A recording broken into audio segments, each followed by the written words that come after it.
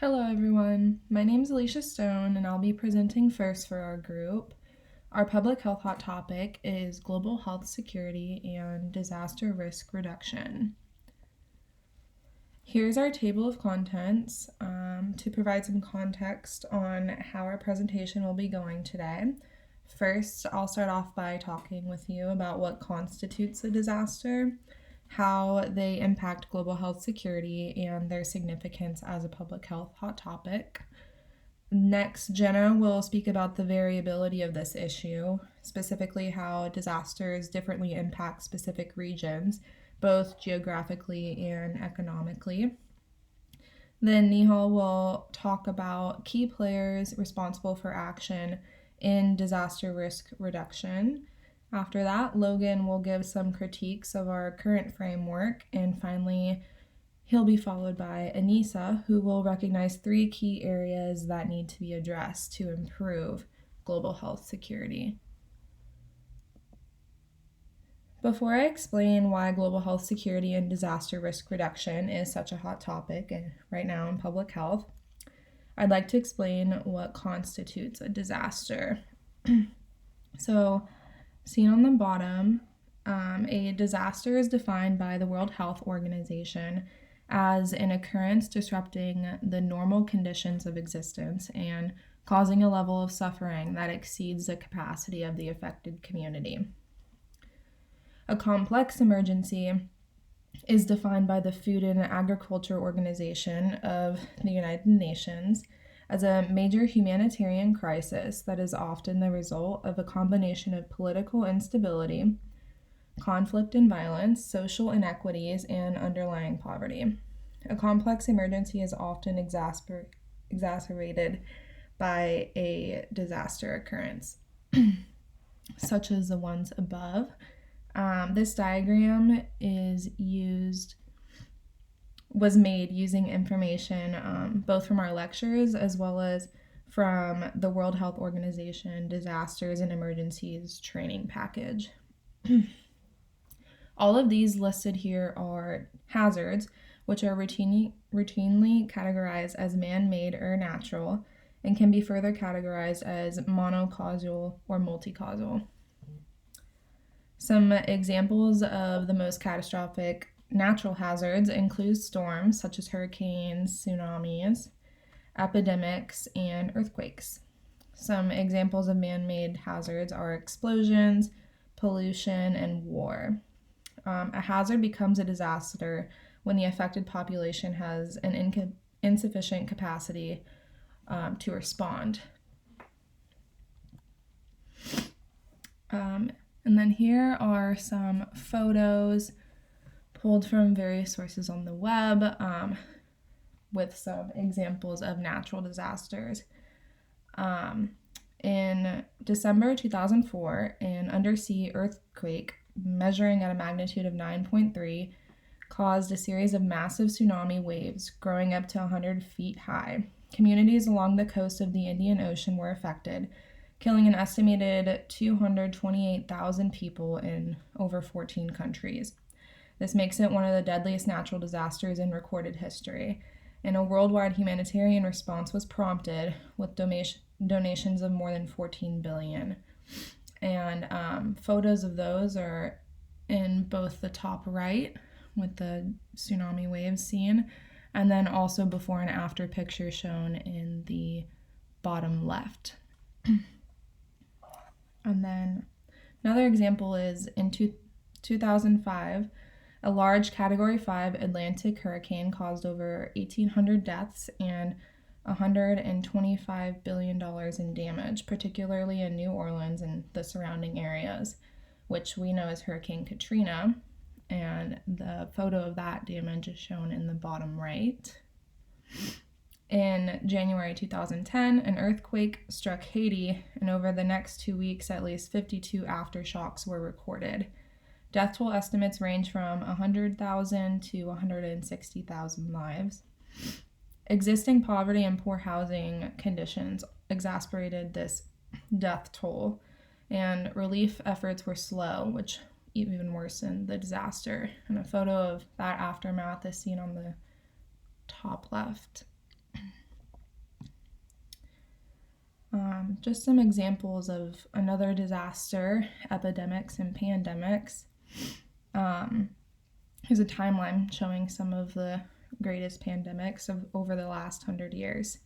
So historically, the world has encountered several pandemics, specifically the Spanish flu of 1918, which claimed 50 million lives globally and 675,000 deaths here in the United States. The first photo on the left shows sick individuals. This photo was sourced from the Smithsonian and was taken just after soldiers returned from World War I, when transmission rates were at a high during this pandemic. The Asian flu of 1957 claimed 1.1 million deaths globally.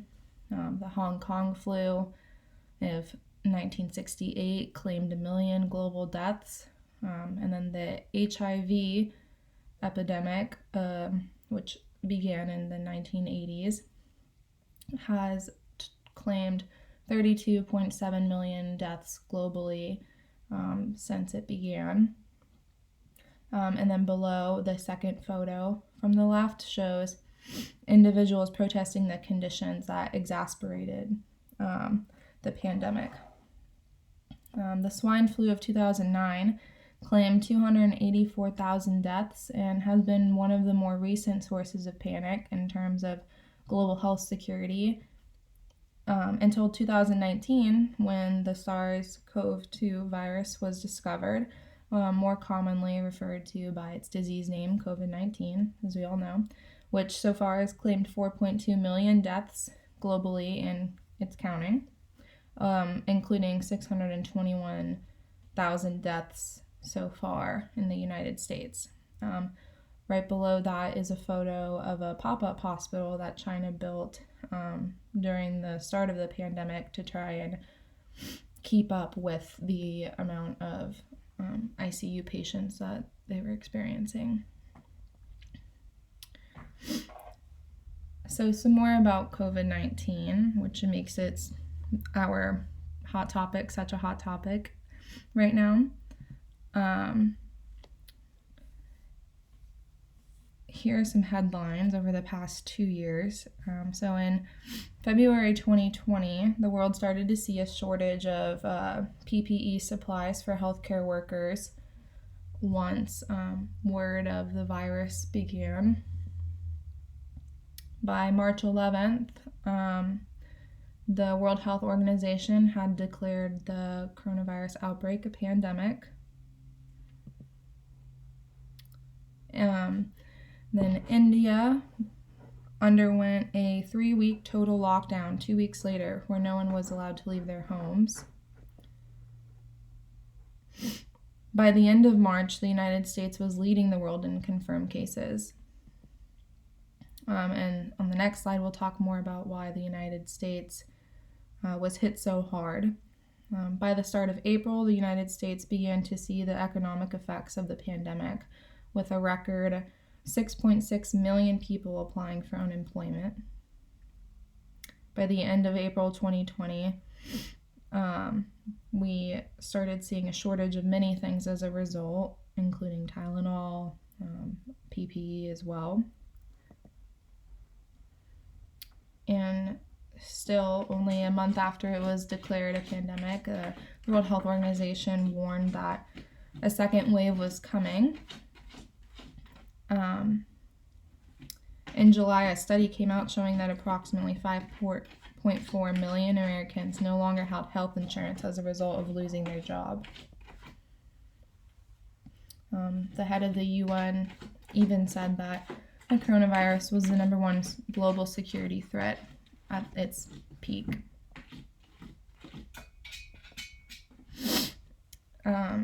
So here we'll talk a little bit about why the United States was hit so hard, and still is. So in the report A World in Disorder, released by the Global Preparedness Monitoring Board in September 2020, they stated that the COVID-19 pandemic revealed a collective failure to take pandemic prevention, preparedness, and response seriously. So, what made the pandemic so bad? Specifically in the United States, officials such as former President Donald Trump or originally downplayed just how serious the pandemic was and sidelined medical experts. Even the original task force was made up of political figures instead of public health professionals. Initially, the CDC developed its own test for COVID instead of using the German made one recommended by the World Health Organization. And it was slow to develop and also slow to roll out, which left the United States with no method of a nationwide testing as the pandemic began. The United States public health system also wasn't prepared for contact tracing, isolating cases, or enforcing quarantines, as most county public health systems were just simply inadequate. And then going forward, we will speak. Jenna will talk.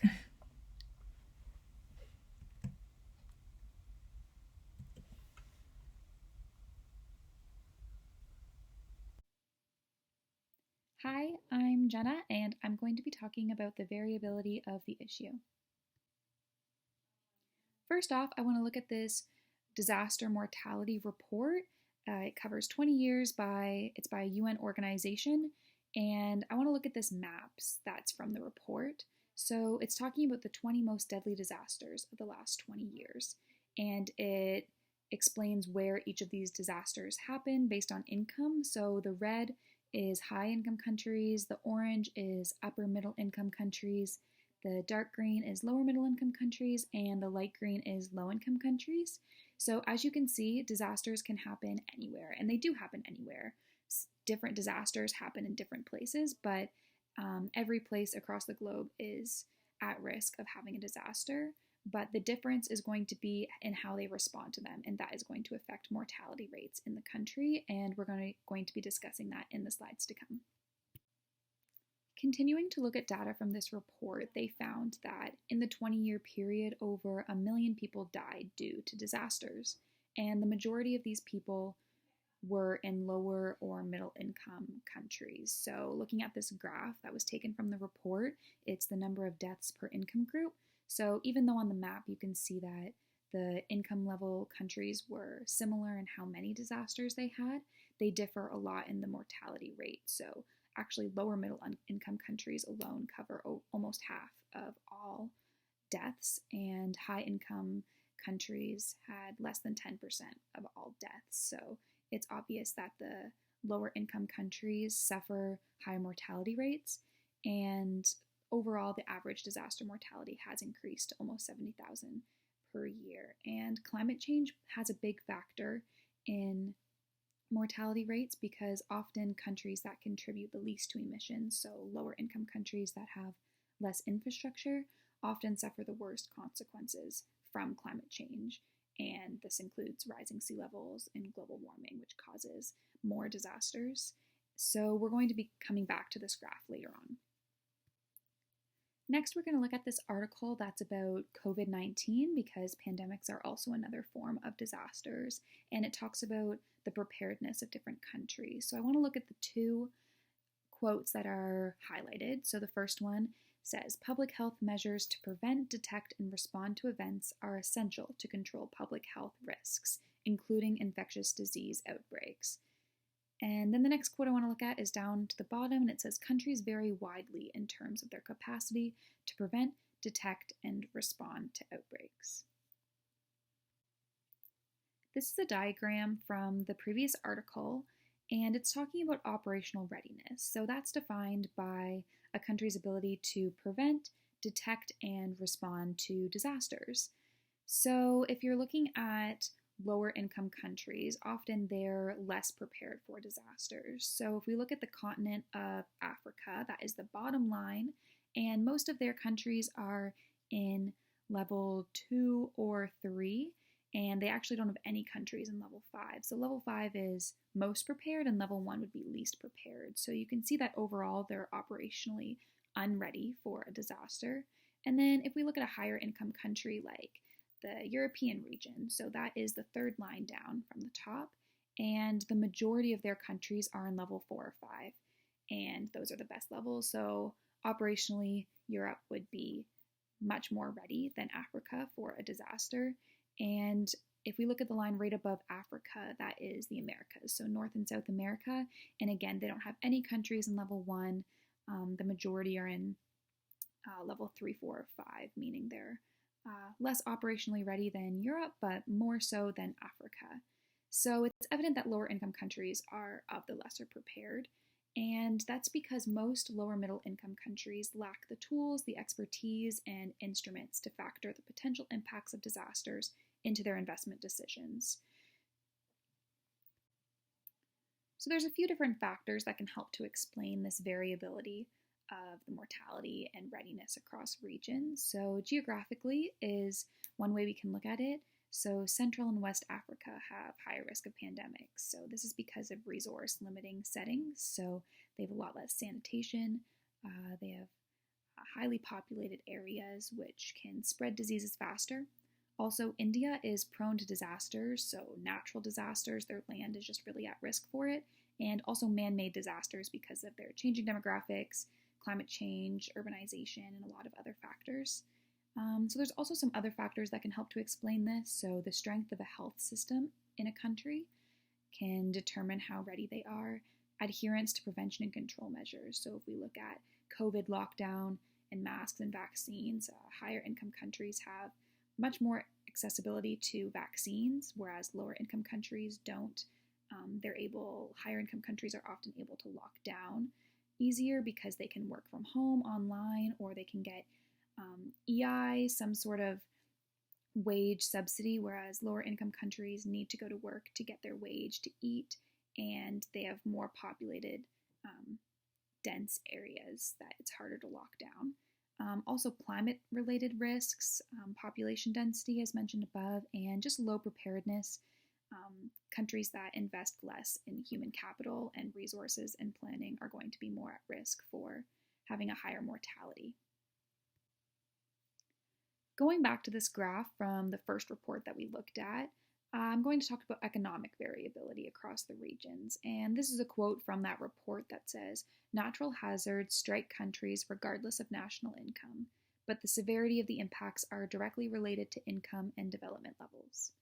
And we've seen this in the way that COVID has hit low-income countries, and their mortality rates have been higher just because of their inability to respond. And they suffer the highest rate of mortality in terms of all disasters, natural disasters, pandemics, and their rates of mortality are actually 5 times higher than that in higher income countries. And looking at this graph again, we can see that the lower and middle income countries are the ones that suffer the most amount of deaths. And this is because of their low preparedness. So they're unable to meet the cost requirements to be prepared because they're low income and they don't have excess funds to put towards resources like infrastructure and early warning systems and different things in place in order to prevent disasters and also respond to disasters, and this affects their mortality rates negatively. Next up, we're going to hear from Nihal on the responsibilities of organizations for acting. Hi everyone, my name is Nahal Rohani, and I will be discussing the agencies and entities that are responsible for action. The global health system, which is the organized social response to global health threats, is managed through global health governance. There are several organizations that are involved in coordinating a preparedness program and response system to global threats.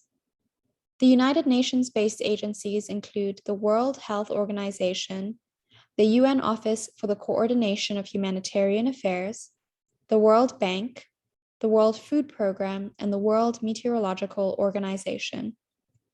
The Centers for Disease Control and Prevention, as well as the National Institutes of Health, are United States-based institutions.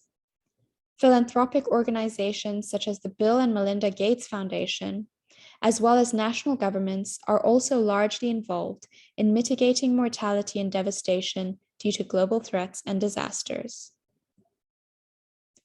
Taking a more detailed look at the UN agencies, we can get a brief perspective of their specific roles. The member states of the WHO are responsible for monitoring and detecting health threats and reporting these in a prompt manner. The WHO has the authority to declare a public health emergency of international concern. It sends guidance to countries regarding the appropriate emergency response, which includes potential travel and trade restrictions. It also provides treatment guidelines and steers scientific research efforts and funding to where they are most essential. UN OCHA coordinates the actions of various humanitarian entities to ensure a cohesive response to emergencies, as well as providing a framework for action within which each benefactor can contribute towards the overall response effort. The World Bank has recently developed the Health Emergency Preparedness and Response Umbrella Program to provide financial support for eligible countries. The World Food Programme supplies those affected by conflict or disasters with emergency food assistance, in addition to enacting strategies that prevent, mitigate, and prepare for disasters. Lastly, the World Meteorological Organization coordinates information on climate and weather-related services to issue early warnings and reduce disaster risks. US-based institutions and philanthropic organizations also play a significant role in mitigating risks and building resilience for disaster preparedness. The CDC works with global partners in sharing its expertise and training programs with countries around the world to help prevent, detect, and respond to outbreaks. The NIH is an organization which consists of 27 institutes and centers, as well as the Office of the Director. It incorporates an intramural program which supports research on NIH campuses, as well as an extramural program that contributes to global research. The Gates Foundation is essential in global health security through large financial investments to various organizations that aid in emergency relief and research. The chart on the right shows the top 20 financial contributors to the WHO during the 2018 to 2019 funding period. As you can see, the United States has been the top contributor by far, paying the highest dues as a member state, as well as contributing the greatest amount in terms of voluntary donations. The governments of the United Kingdom, Germany, and Japan have also made significant contributions. When analyzing the WHO budget, data shows that 17% comes from dues that are paid by the member states, and the rest is made up of voluntary contributions from national governments as well as private partnerships. These voluntary donations can be divided into core contributions and specified contributions, where specified voluntary contributions are earmarked for specific projects that tend to align with the donor's interests, and this limits the ability of the WHO to use these funds in achieving its own goals. The current global framework that is in place to combat the global threat of infectious diseases and outbreaks is known as the Global Health Security Agenda. It was established in February 2014 by a group of 70 countries, global organizations, NGOs, and private partners. The main objectives of the GHSA are to enhance national capacities to prevent, detect, and respond to infectious diseases, to motivate high-level commitments to global health security, to advance multi-sectoral participation and cooperation with an aim to focus on measurable common targets.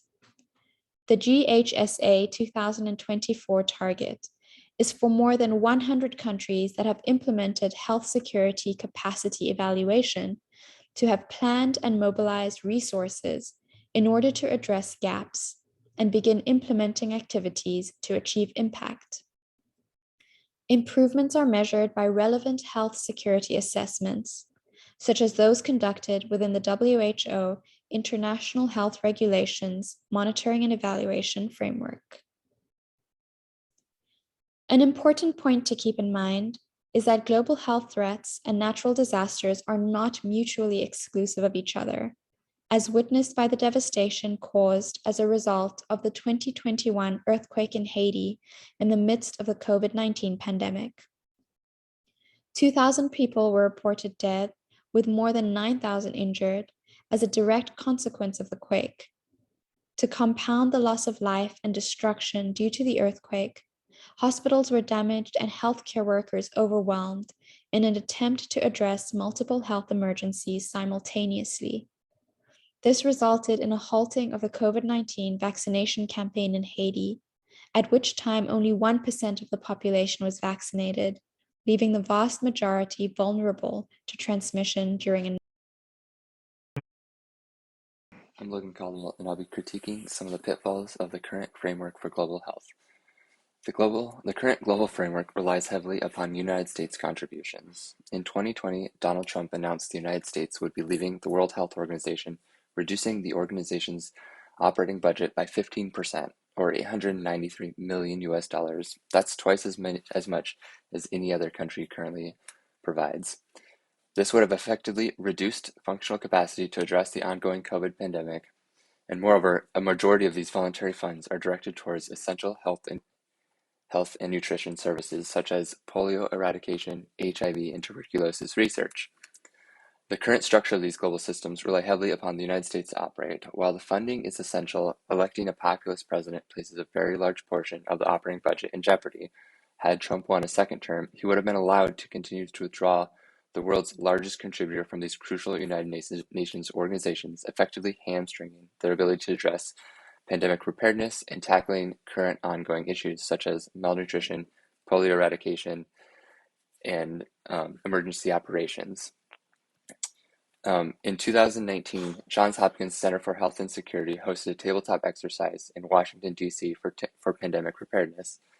Johns Hopkins invited prominent players in national security and pandemic preparedness from the U.S. and drew upon actual events to simulate a rapidly growing biological threat. The idea was to identify long-term policy to hopefully reduce the impact of any future possible threats. Upon conclusion of the experiment, there were over 900 million simulated deaths, and the participating individuals had to navigate various areas of the government, action plans, travel advisories, and even military involvement to reduce the overall spread of the pathogen. While they were not overall extremely successful, there were several takeaways that included myriad policy recommendations, strengthening of the global systems and national health systems, and quicker pipelines to develop these vaccines. Interestingly enough, not discussed in the takeaways from the Cladex experiment was reducing the wealth inequality. Several studies have indicated that global warming, natural disasters overwhelmingly harm the poor, while the wealthy are able to increase their profits. For example, the current U.S. economic system increased the wealth of U.S. billionaires by about $1.2 trillion during the COVID pandemic alone. One study done regarding United States FEMA assistance saw that counties who received FEMA funds experienced greater increases in wealth distribution than U.S. counties that did not need the assistance, and it's easy to correlate that counties did not experience major disasters such as fires, flooding, etc. Additionally, another study in the U.S. looked at family wealth between 1999 and 2013. What they saw was that white families managed to accrue wealth, whereas Black and Latino households lost a significant amount when compared to unaffected households. This holds true to the theme that these disasters only serve to exacerbate underlying social and economic issues within the system. On a more global scale, wealthier nations tend to be the greatest contributors to climate change. However, the burden lands mostly upon developing economies. 91% of all deaths attributed to climate-related disasters are in developing nations. Several studies have shown that the wealthiest people emit so much greenhouse gases, it can be computed at 30 times more than the poorest 50% of the world. That's hard to conceive how only a handful of people have such an impact that they do 30 times more damage to the earth than 50% of the world. 50% of the total population, by the way, is estimated about 3.876 billion people. Addressing this wealth inequality would be a small start in reducing the massive impact the exceptionally wealthy have on the planet. Perhaps even enacting legislation as a nation or globally to force them to curb their own carbon footprint would be a great start. Lastly, I'd also like to talk about COVAX, a United Nations-backed program to attempt an attempt to address the ongoing COVID pandemic. It was a global initiative to increase equitable access to the COVID-19 vaccine. The program ideally would have addressed vaccine inequalities such as availability and price gouging. South Africa was charged double the price for the Oxford AstraZeneca's COVID vaccine than their European counterparts. However, delivery of these vaccines has fallen short, and developing nations have been struggling to kick off their vaccination campaigns. Several critics of the initiative believed it to be a great start at inoculating the globe for the virus. However, it left these economies reliant on the generosity of wealthier nations. And Africa does have a limited capacity to produce vaccines. They have few production sites and typically have to wait until wealthier nations have vaccinated their populations before they receive any substantial donations. It was announced, however, it was announced on October 7th, 2021, that Moderna would be building a plant to better address this issue. It won't be completed for several years, though, but it just goes to show how reliant all of these people are on the wealthier nations and the current frame.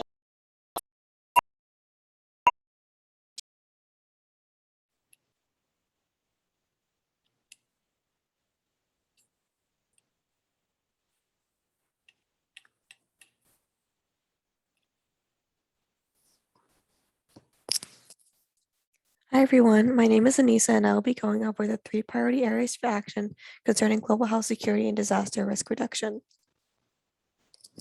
The first area we want to go over is financing. Disaster preparation and recovery can cost millions and sometimes billions of dollars.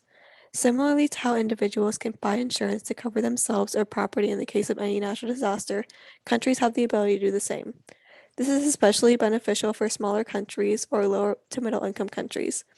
There are private insurance companies that will insure them against certain natural disasters so they don't have to rely on their own funds or humanitarian aid for recovery costs. And in more developed countries, it is worth it to consider increasing the governmental budget to accommodate rising disaster costs. In order to ensure funds are going to the highest priority areas, research needs to be conducted. Needs assessments should be done in order to figure out why people in certain areas are disproportionately affected by disasters and how this problem can be fixed. Poor individuals tend to be more affected by disasters due to poor infrastructure and bad urban planning. Risk and capacity assessments should also be done in order to locate potential hazards and understand the possible outcomes if a disaster were to happen. Here is a quote from the Global Facility for Disaster Reduction and Recovery that states, "Targeted resilience building interventions protect poor people from adverse weather events and can help countries and communities save $100 billion a year." The next area is global preparedness for disasters. Investment in disaster relief ties to financing, but it's more focused on preparation instead of recovery. We found a study that stated by 2030, natural disasters could cost cities globally $314 billion per year if no investment is made to make them more resilient to hazards. If countries were to invest into things like sturdier infrastructure, implementing stricter building codes, and casting a wider social safety net before disaster strikes, it would greatly decrease the cost and recovery time associated with them. As discussed in the previous hot topic presentation, climate change is a huge factor in why there has been an increase in natural disasters. For that reason, investing in slowing down climate change is also very important. Plans should be formulated for potential disasters to act accordingly. Every government should have a plan for every type of disaster relevant to their location that outlines the responsibilities of both the private and public sectors in effectively preparing for and managing disasters. They should also dedicate departments to manage specific health emergency and disaster risk services. By delegating responsibilities and outlining a chain of command, disaster recovery can be quicker and more effective. And of course, we need to prepare for disasters before they occur. The healthcare system is always overloaded with patients at the time of any disaster, whether it be casualties from an earthquake or hospitalized patients during a pandemic. A country's ability to provide vital healthcare services during these situations is essential. In lower to middle income countries, most healthcare systems struggle to provide routine care and meet capacity constraints regularly. Weaknesses in healthcare systems need to be addressed prior to any catastrophes. They need to be able to effectively manage their normal demand of patients and be resilient to shocks. They also need to be able to coordinate with emergency response systems and increase their surge capacity. Individual healthcare systems should be assessed to identify their weak points and strengthen them before disaster strikes. And lastly, global health governance needs to be addressed. Regularly, many of the decisions made regarding public health are politically driven rather than scientifically based. Instead, governments should rely on our world scientists and make decisions based on evidence from their research. Finally, we need to have more communication between country leaders before, during, and after global disasters. A great example of this is the World Conference on Disaster Management. This year, it took place in Indonesia and acted as a place for disaster management teams from around the world to come together and share their ideas and strategies. Thank you so much for listening to our presentation, and we look forward to engaging with you in this week's discussion.